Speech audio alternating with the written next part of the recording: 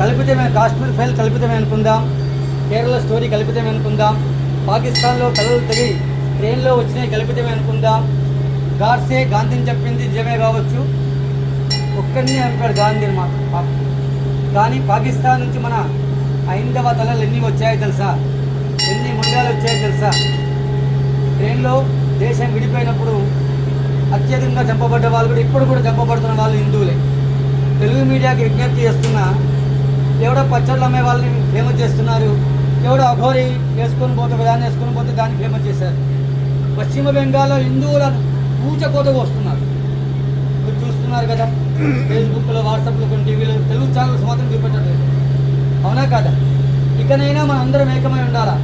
ఎందుకంటే అటు బెంగాలు, ఇటు కేరళ, తమిళనాడు కొన్ని రాష్ట్రాల్లో విస్తరిస్తుపోతుంది. మనకు రిజర్వేషన్లు ప్రధానం కాదు నాన్న బేట, మన సాంప్రదాయం ప్రధానం, మన ఆచారమే ప్రధానం. మన భావితరాల కోసం మనం ఏకమై ఉందాం, అఖండ భారతాన్ని నిర్మించుకుందాం, సమర్థమైన నాయకుడిని ఎన్నుకుందాం దయచేసి. ఎందుకంటే మన శక్తి కోసం, మన భూభాగం కోసం. పాపం తండ్రిని కొడుకుని చంపేశారు, ఎంత దారుణం. వాళ్ళకి వక్ఫ్ బోర్డు అంటేనే తెలియదు నిజంగా చెప్పాలంటే. సవరణ మాత్రమే చేశారు, ఏ దేశంలో వక్ఫ్ బోర్డు లేదు అన్న, ఒక భారతదేశంలో అంటగట్టారు. చట్టాలు చూసుకోండి ఎప్పుడు తయారు అయ్యాయి మన కోసం. ప్రార్థనా చట్టాలు కూడా అన్నీ కూడా మనకు వ్యతిరేకంగానే ఒక గవర్నమెంట్ సపోర్ట్ చేసింది, తయారు చేసింది.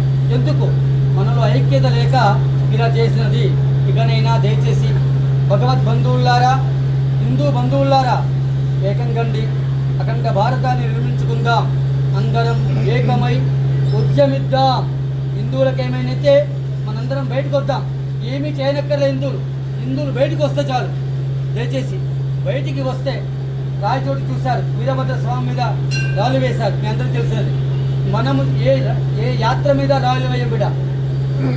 ఇక్కడైనా మారండి దయచేసి. శక్తి కోసం, మన భూభాగం కోసం, మన సాంప్రదాయం కోసం, మన పెద్దల కోసం ఎంతో త్యాగబలంతో ఇలా ఉన్నాం. ఇకనైనా మీరందరూ ఏకమవుతారని ఆశిస్తున్నాను. ఎవరో ప్రాస్టర్ చనిపోతే రోజు బ్రేకింగ్ న్యూస్ చేశారు, అవునా కాదా? హిందువులు ఊచకొదకు వస్తుంటే ఒక్క తెలుగు ఛానల్ కూడా మన గురించి ఖండించదు, ఒక ప్రతిపక్షం కూడా ఖండించదు, అవునా కాదా? ఓవైసీ ఏమన్నాడు? పాలస్తీనా తగలబడుతుంది అన్నాడు ఇజ్రాయెల్ దాడుల్లో ఎక్కడో. మరి ఫస్ట్ వెస్ట్ బెంగాల్లో బంగ్లాదేశ్లో ఎందుకు చనిపోతున్నారు కదా.